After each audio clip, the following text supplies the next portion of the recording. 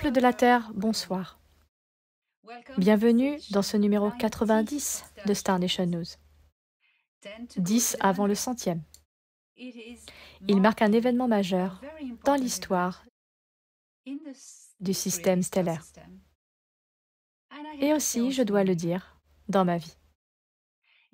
Dans ce numéro, je partagerai avec vous mon voyage sur la planète Mars et ma rencontre physique à bord du vaisseau avec le visiteur interstellaire 3I Atlas. Une fois pour toutes, oubliez les idées reçues et les fantasmes. Prêts? Attachez vos ceintures. Je vous emmène en orbite martienne pour rencontrer un être très ancien. C'est parti.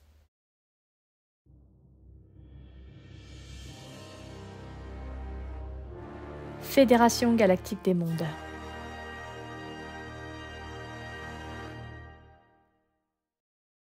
Il est impossible pour les civils d'aller sur Mars actuellement. Mars est sous le protectorat de l'Alliance terrestre qui regroupe les forces militaires terrestres, notamment la marine américaine et les forces de la Fédération galactique des mondes, chargées de reconstruire Mars et de la re-terraformer pour lui rendre sa biosphère d'origine. Sa composition atmosphérique originelle, ses forêts, sa végétation, ses lacs, ses rivières et ses mers. Le processus de terraformation est en cours, et les images de Mars que l'on vous montre ne correspondent pas toujours à la réalité. Que voyez-vous? Que savez-vous?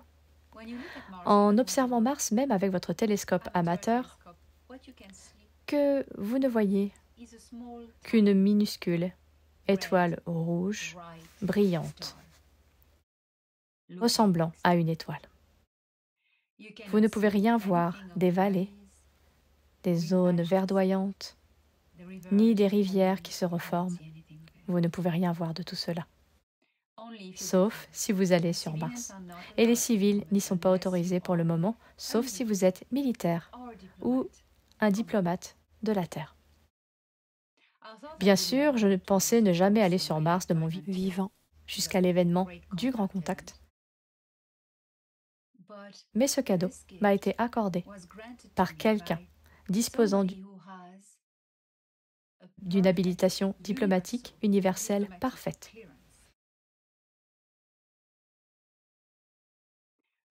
J'ai pu y retrouver mon vieil ami Jenan et nous sommes allés visiter 3I Atlas à 30 millions de kilomètres de Mars. Pas très loin en unité astronomique, mais une distance confortable. Dans la vidéo que vous allez voir, une vidéo de 20 minutes, vous serez emmené avec moi à bord de la navette Dea, la navette royale dorée, vers Mars. Et je dois dire que c'est une navette dorée, la navette impériale, entièrement réalisée en or massif, d'une seule pièce.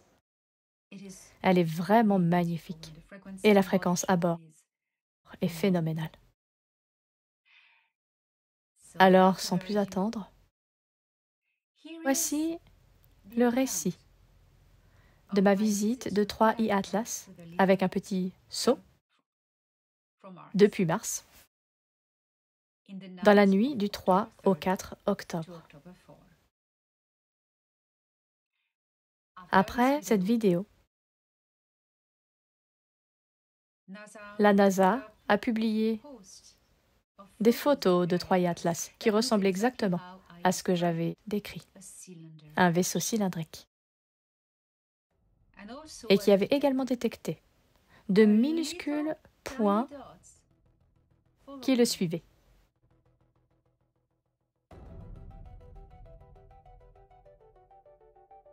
3I Atlas, 33 milliards de tonnes de nickel pur. Les 2 orbiteurs de Mars ont eu la vue la plus proche de 3I Atlas du vaisseau spatial de l'ESA. Lors de son approche au plus près de la planète rouge le 3 octobre, l'intrus interstellaire était à 30 millions de kilomètres d'eux. Cet objet se présente comme ayant une surface de nickel. Le nickel pur est le résultat de processus de fabrication. Aucune queue qui devrait être évidente à cette distance du Soleil. Il réfracte la lumière provenant d'une surface étrange. Alors attachez vos ceintures. Cela va vous époustoufler. Nous sommes aujourd'hui le 4 octobre 2025. J'ai été emmenée hier soir, invitée plus précisément, par mon vieil ami Ea, prince Anar et diplomate galactique. Je souhaitais observer de près, personnellement, l'objet interstellaire 3I Atlas, actuellement le plus proche de la planète Mars, à 30 millions de kilomètres de sa surface. Cela peut vous sembler très long, mais en termes astronomiques, c'est très proche.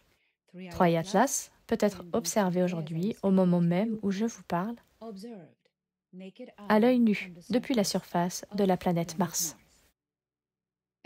Ayant accédé à ma demande, j'ai été récupéré par une navette d'EA, du vaisseau Nibiru, stationné dans la haute atmosphère de Jupiter, non loin de Mars. Il faut très peu de temps à une navette pour venir sur Terre, me récupérer et m'emmener sur Mars. Je n'y étais jamais allée et je ne pouvais espérer y aller de toute ma vie, jusqu'à ce que les choses changent. Mars étant sous la surveillance de l'Alliance terrestre et étant civile, je ne suis pas militaire, je n'ai donc pas d'autorisation. J'aurais obtenu une autorisation si Mars était sous la supervision de la Fédération galactique des mondes, avec laquelle je travaille. Le prince Ea bénéficie de l'immunité diplomatique et d'une autorisation pour presque toute la galaxie. Il n'a donc pas eu de difficulté à m'emmener physiquement sur Mars. Quelle surprise! J'étais tellement excitée. En approchant de la surface de Mars, et je l'ai vu de plus près que je ne l'aurais jamais espéré, j'ai réalisé qu'il y avait de la verdure. Mars n'est pas aussi rouge, complètement rouge, que la NASA nous le montre. Les zones vertes se multiplient et l'atmosphère est respirable grâce à un petit dispositif qui permet aux humains de la Terre de s'adapter. Presque respirable. Mais une terraformation est en cours. Et mon cher ami Jen-Han Heredion, petit frère cadet de mon contact Toran Heredion, y travaille. C'est un terraformeur pléiadien qu'ils appellent eux-mêmes créateurs d'étoiles. Je communique avec lui depuis 3 ans maintenant, plus de 3 ans, dans le cadre d'un échange scientifique avec Dan Willis sur la science des cristaux et la nature de l'univers. J'étais très impatiente d'approcher la surface de Mars et mes espoirs, mes souhaits, mon rêve d'y poser un jour le pied ont été exaucés grâce à Ea. Il a fallu obtenir une autorisation. Nous avons dû passer un contrôle. J'entendais à l'interphone du vaisseau, dans la navette, des voix humaines, des voix d'hommes venant de Mars, parlant en anglais, demandant à Ea son autorisation d'approcher de Mars et qui était à bord. Ea fut très ferme, précisa qui il était et assura que tous ses invités bénéficieraient de son autorisation diplomatique. Ils ont donc accepté. Bien sûr, ils voulaient savoir qui j'étais, et Ea a eu le dernier mot, car je bénéficiais de son habilitation diplomatique et de son immunité. Alors bien sûr, nous étions surveillés. C'est sûr, bien sûr. Tout le monde le sait maintenant, c'est sûr. Nous sommes arrivés à la demeure de Jenan sur Mars, une petite maison en forme de dôme, près d'un complexe abritant des biodômes, où l'on étudie la terraformation. Jenan nous a tout expliqué dans le journal de communication que Dan Willis a eu la gentillesse de publier sur son site web, thewebmatrix.net. J'étais plus qu'excitée, plus qu'enthousiaste de poser le pied sur Mars. Dans un nuage de poussière rouge, la navette a atterri. Jenan, que j'avais contacté grâce à mon aplomb, était également ravie de m'accueillir sur Tyr.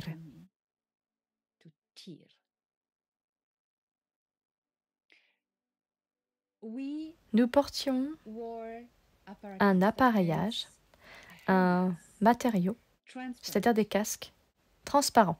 Ea a mis une sorte de latex ou un matériau qui épousait parfaitement mes épaules. Puis, de celui-ci, une bulle, une sorte de casque transparent, s'est développée, avec des dispositifs dorés, je dirais, dans le cou.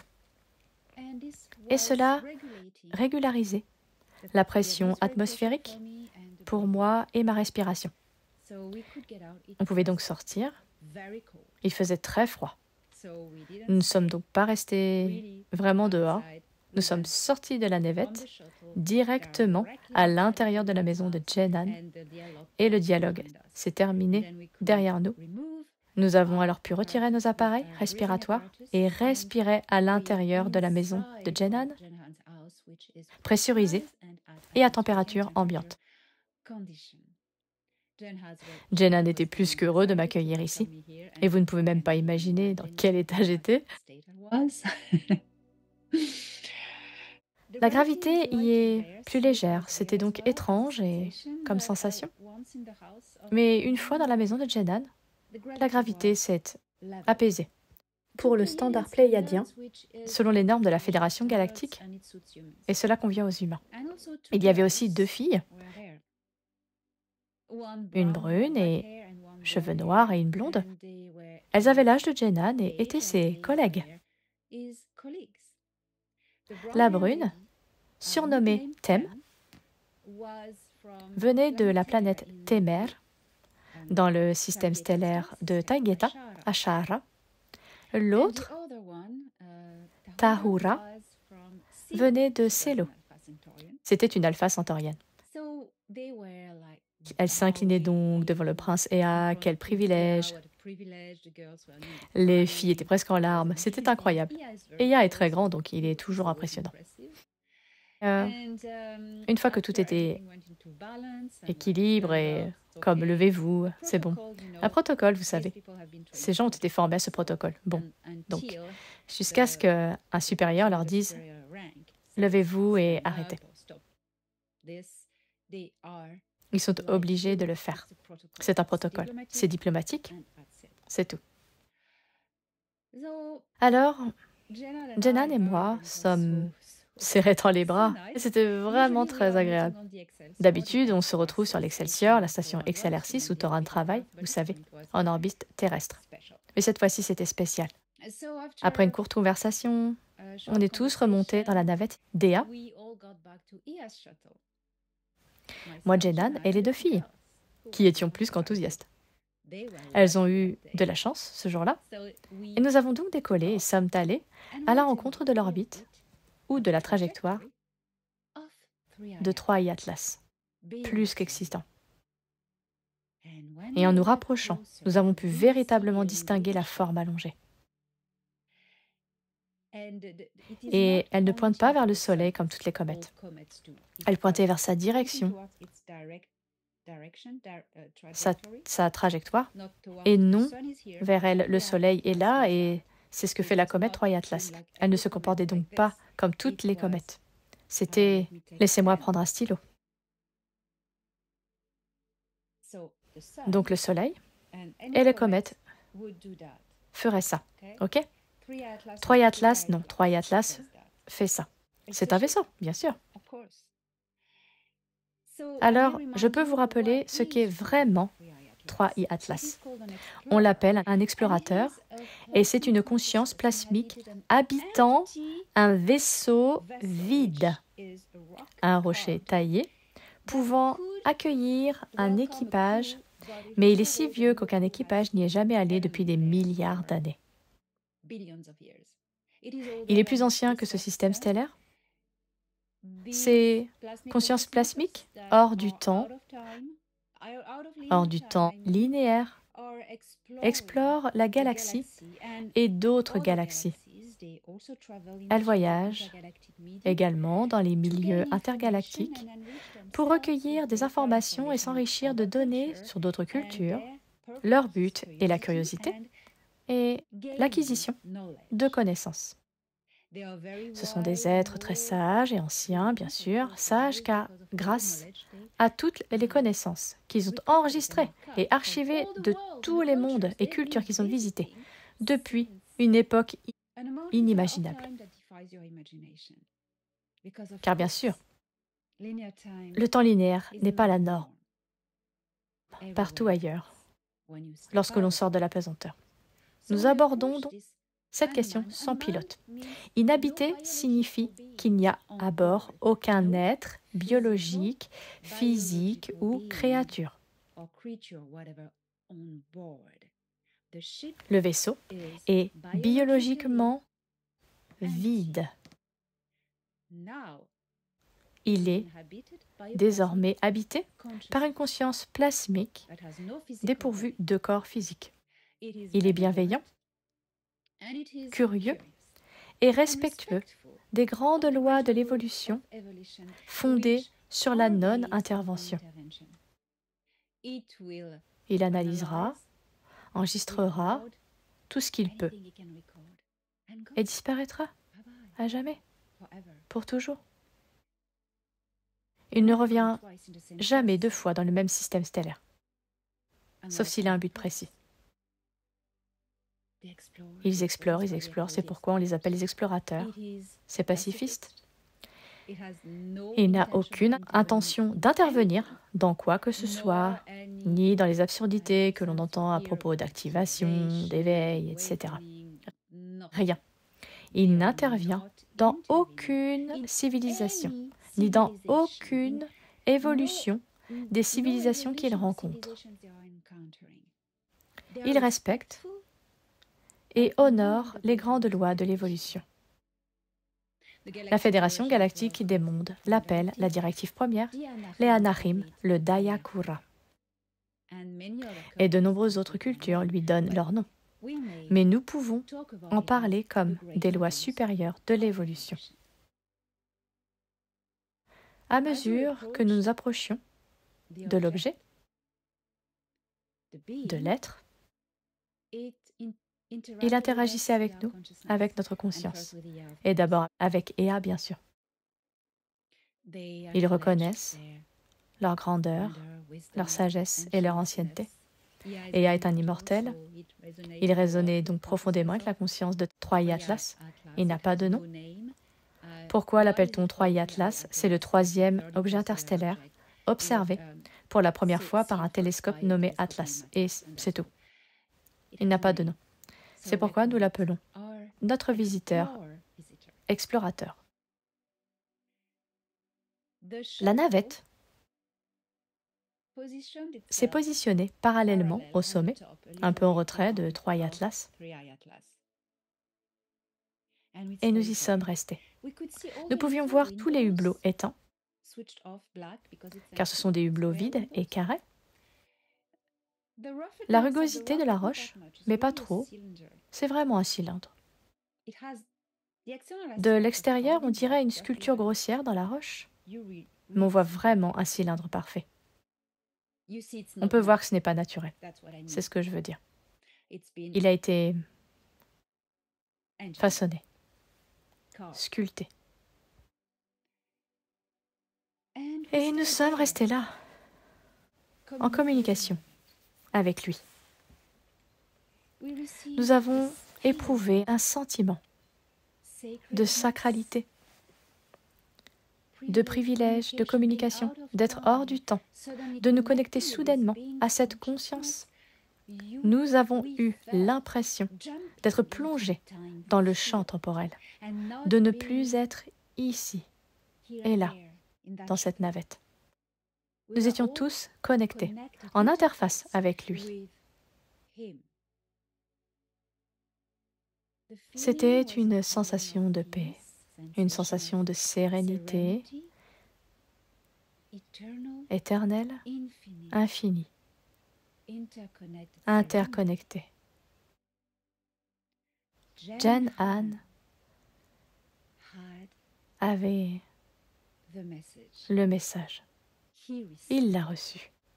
Ni Ia, ni moi, ni les filles. Jen-Han. Il a pleuré. Parce que l'être s'adressait directement à lui. Et l'être lui disait ceci. Seulement ceci. Ce que je vais partager tient en une seule phrase. Mais telle que Jen-Han l'a retranscrite,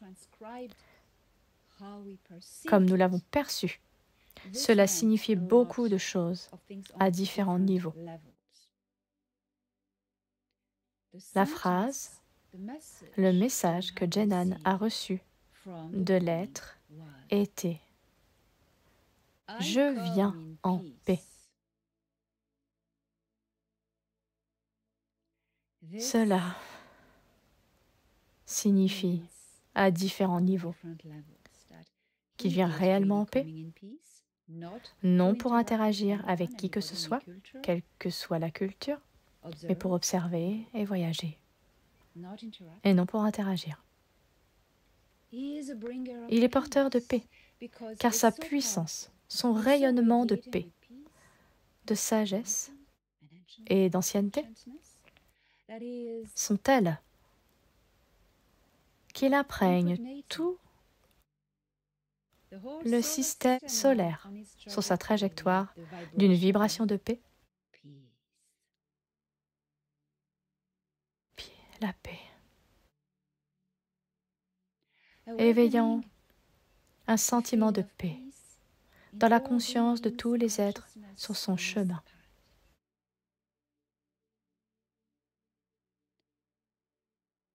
Il quittera bientôt la proximité de Mars pour poursuivre sa trajectoire vers l'arrière du Soleil, où il se trouvera fin octobre, le 30 octobre, puis passera de l'autre côté, près de Vénus. J'aurai peut-être donc d'autres données à ce moment-là. Pourquoi passe-t-il si près du Soleil? Parce que ces êtres se nourrissent de frilles, et celles générées par le champ gravitationnel des étoiles sont très puissantes. La radiation émise par les étoiles génère du frill en activant les particules d'éther qui les entourent. Ainsi, le frill à proximité des étoiles est très intense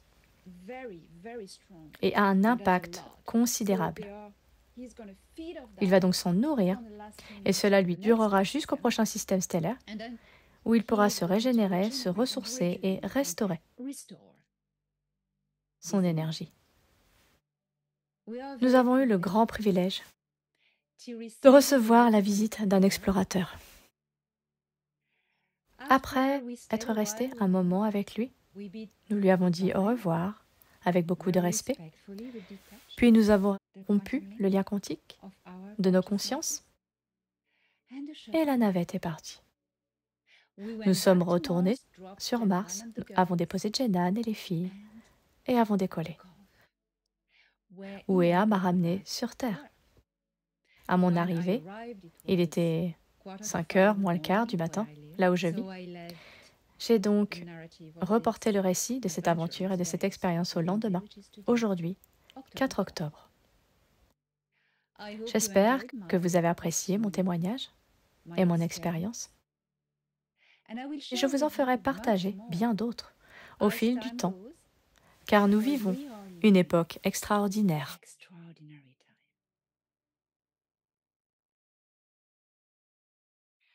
J'ai appris le lendemain que, dans la nuit du 3 au 4 octobre, la transmission en direct des rovers par la NASA avait été interrompue par une décision gouvernementale et censurée. C'était incroyable et étrange, n'est-ce pas? Le lendemain, les photos vérifiées des rovers martiens ont révélé tout cela. Bien sûr, tout le monde était stupéfait, mais je célébrais, car c'était exactement comme je l'avais décrit. 3I Atlas ne transporte aucun équipage physique. Il est habité par une bioconscience plasmique. C'est un être très ancien. Il n'interférera en aucune façon avec la Terre, ni physiquement, ni en activant quoi que ce soit. Il suit les grandes lois de l'évolution, à savoir la loi cosmique du libre arbitre. Cette dynamique empêche toute interférence et préserve le développement d'une culture. Il n'est pas temps pour nous d'être capables sur Terre, en tant qu'humains,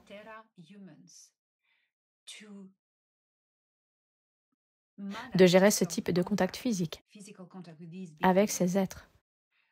Nous devons d'abord surmonter certains défis. Mais, grâce à notre conscience, nous pouvons interagir avec ce magnifique explorateur, cet être plasmique. 3i Atlas n'a pas de nom, contrairement à ce que l'on pourrait imaginer. Sa fréquence est indescriptible en mots. Et il est prêt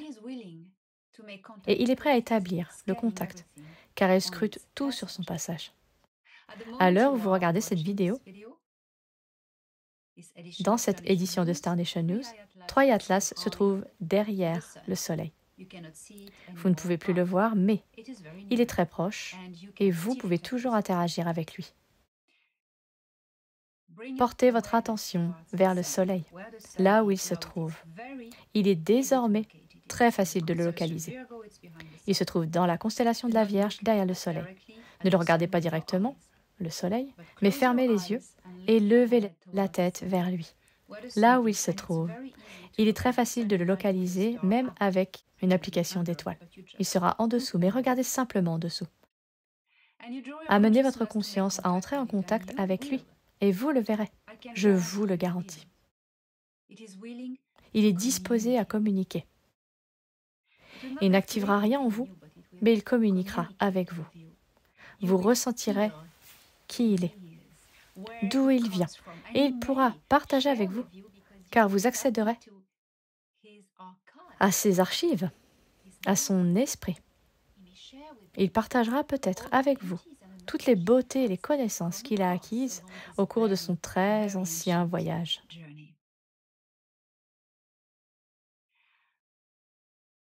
En décembre 2025, il reviendra de l'autre côté du Soleil, en direction de Jupiter, qu'il croisera autour de Mars 2026, puis il partira pour toujours. Ils ne viennent jamais deux fois dans un système stellaire. Ils voyagent tout le temps, tout le temps. Si quelqu'un pense qu'il y a un équipage physique à bord, il se trompe. C'est un vaisseau vide. Mais il y a un être plasmique central qui est réellement là et qui possède une conscience.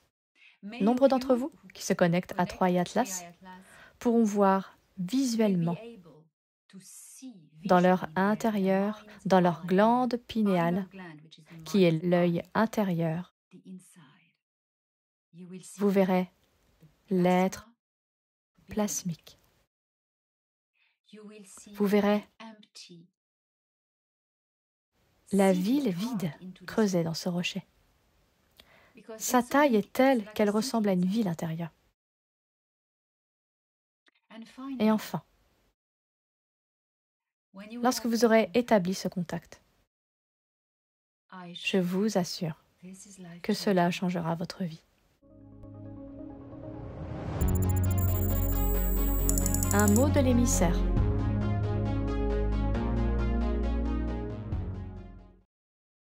Le contact extraterrestre peut prendre des formes très diverses. De nombreux styles. L'une de ces formes, la plus magnifique, est le contact avec la conscience. L'intrication de la conscience. Puisque nous sommes tous des fractales de la source créatrice. Nous sommes tous faits de la même substance consciente. Lorsque l'on se tourne vers son moi intérieur, par l'introspection et la méditation, il suffit parfois d'une simple relaxation avec une musique douce.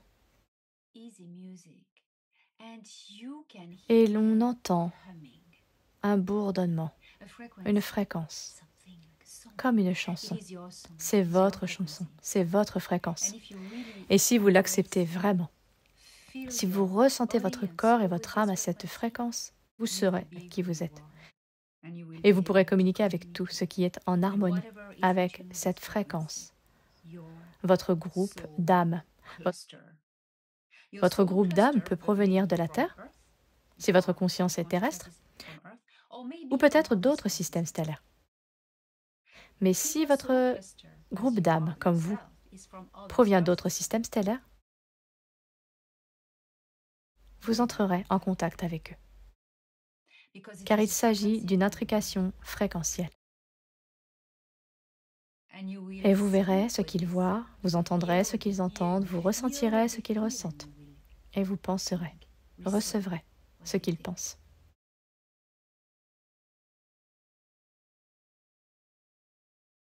Le contact se manifeste de multiples façons. Il se fera aussi physiquement, mais pour l'instant, ce que nous souhaitons tous, c'est que les humains de la Terre prennent conscience qu'ils sont enfin capables de sortir du jugement, de la peur et du conflit. Et lorsque ce moment viendra, vous serez prêts à intégrer la Fédération galactique des mondes et la communauté galactique en tant que civilisation planétaire. Car quel que soit le temps d'adaptation, tout est sur une bonne voie, tout ira bien. Mais il faut d'abord travailler. C'est comme ça que ça marche. Connectez-vous à votre propre fréquence. C'est très important. C'est maintenant votre tour. C'est vous qui prenez l'initiative d'établir le contact. Où que vous soyez dans le monde, chaque fois que vous regarderez le ciel, vous verrez toujours environ 4 vaisseaux. Ces 4 vaisseaux font partie de la grille et tournent. On en voit 4 simultanément dans le ciel. Ils passent, d'autres arrivent. Parfois, il y en a beaucoup plus. Ce sont des vaisseaux drones sans pilote de la Fédération. On peut y voir parfois des orbes, parfois des soucoupes volantes, parfois toutes sortes de formes, des sphères de plasma ou des objets. Ce sont tous des drones transmettant des images et des informations à des vaisseaux mères. Il y a 3 vaisseaux mères en orbite autour de la Terre. XLR6, où travaille Thoran, est l'un d'eux. Sortez, observez le ciel. Nul besoin d'événements ni de rassemblements pour apercevoir des vaisseaux. Sortez, regardez, levez les yeux et vous verrez.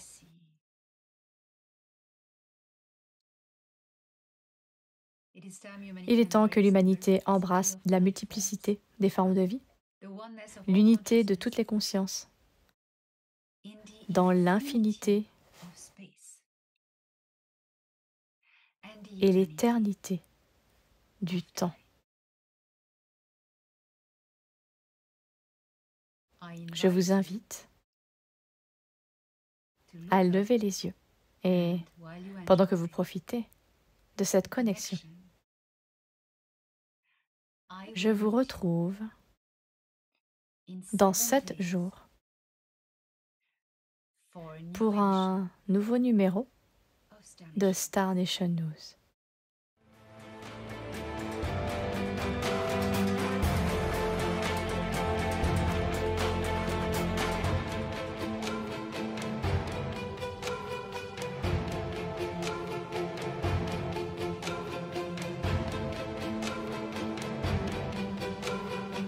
Rencontrer les nations stellaires.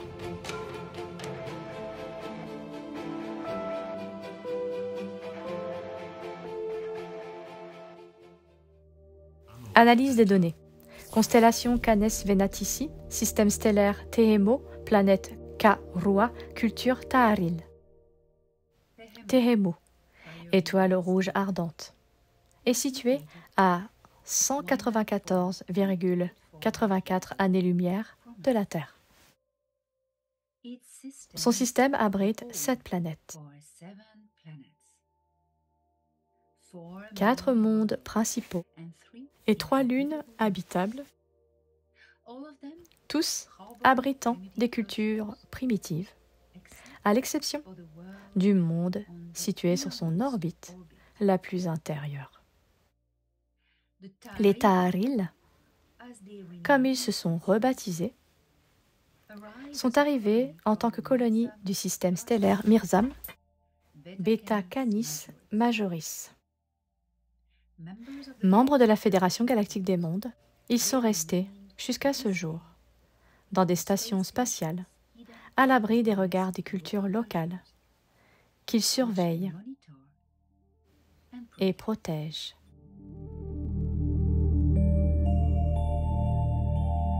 Extrait d'Encyclopædia Galactica volume 1, Portrait des nations stellaires,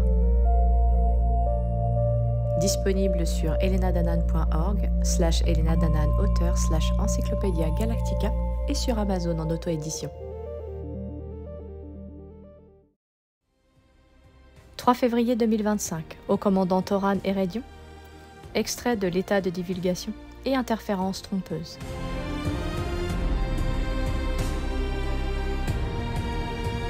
De nos jours, beaucoup de gens se laissent prendre au mensonge parce qu'ils veulent être populaires, et leurs moyens de subsistance dépendent de leur popularité. Ces gens se sont pris dans un cercle vicieux et mentent pour attirer l'attention. Méfiez-vous de ceux qui prétendent être meilleurs que les autres. Être unique, se qualifier avec superlatif, prétendre sauver la vie de tout le monde ou aller dans tous les endroits importants. Et quand la logique et une science ne peuvent pas le justifier, ils inventent des mondes parallèles avec des lois physiques parallèles. Je vais vous dire ceci.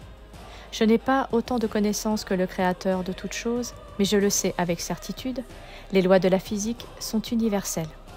Il y a des variables et des constantes, mais dans l'ensemble, les lois maintiennent leur équation à travers les densités et les dimensions. Seul le créateur peut fragmenter sa conscience, pas sa création. Oui, nous pouvons créer, mais nous ne pouvons pas nous diviser, ni notre conscience, ni nos cellules biologiques. Toran Erédion.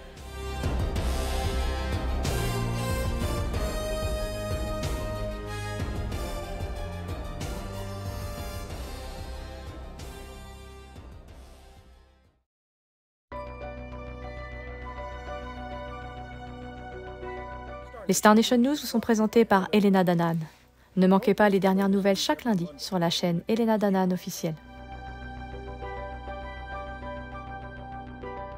Vidéo réalisée par Steph Zak.